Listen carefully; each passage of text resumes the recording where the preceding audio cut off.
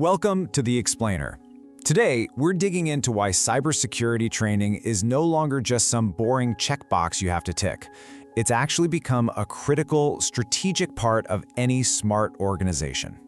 All right, let's kick things off with a number that, honestly, should make every single leader out there sit up and pay attention. 74%. So what's that? Well, that's how many security breaches involve a person, a human being. And it's not always about doing something wrong, like clicking a bad link. A lot of the time, it's about not doing something, not reporting that weird email or just using a super weak password. Okay, so let's really dig into this, because this whole human element thing, it's not some abstract idea. It has a real and, frankly, enormous price tag attached to it. Just last year, in 2023, the average cost for a single data breach hit an all-time high. We're talking $4.45 million. And you got to understand, for a lot of businesses, a hit like that isn't just a line item on a spreadsheet. It can literally wipe you out.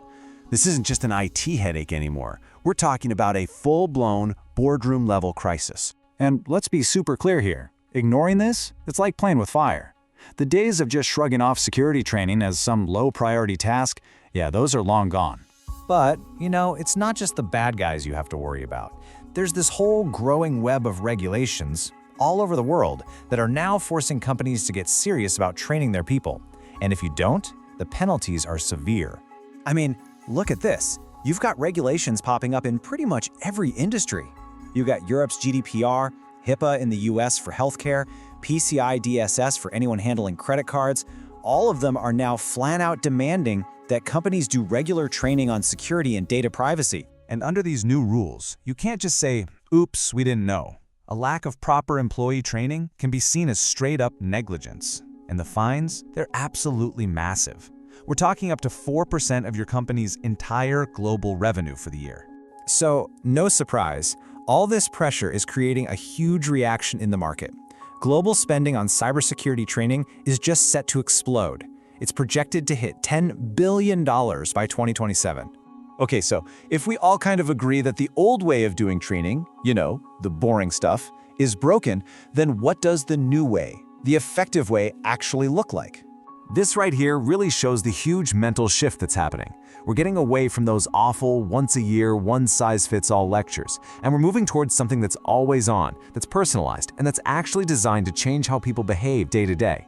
So a huge part of this new way is something called microlearning. And forget those hour-long snooze fests. Think short, 5 to 10-minute lessons on one specific thing, like how to spot a phishing email. They're designed so you can do them really quick in the middle of a busy day, and they actually help you remember the stuff way better. And does it work? Oh yeah. The results are pretty staggering. Just look at this. 89% of employees say this micro-learning approach makes compliance training more engaging. And that's the whole ballgame, right? When people are actually engaged, they learn. So this new playbook, it's built on stuff that really works in the real world. We're talking about things like sending out fake phishing emails to see who clicks, using games with quizzes and leaderboards to make it kind of fun, and even using AI to give people training that's tailored specifically for their job. Now, all these new methods are fantastic tools, but they're all in service of a much, much bigger goal, one that goes way beyond just training. So that really brings up a big question, doesn't it? Is just rolling out some cool new training modules, is that really enough to solve this whole problem? And the answer, pretty clearly, is no. The real goal here, the ultimate solution, it's not a program you can just buy off a shelf. It's about building a security-first culture right from the very foundation of the company. And this is why. Take a look at this really alarming gap that Gartner pointed out.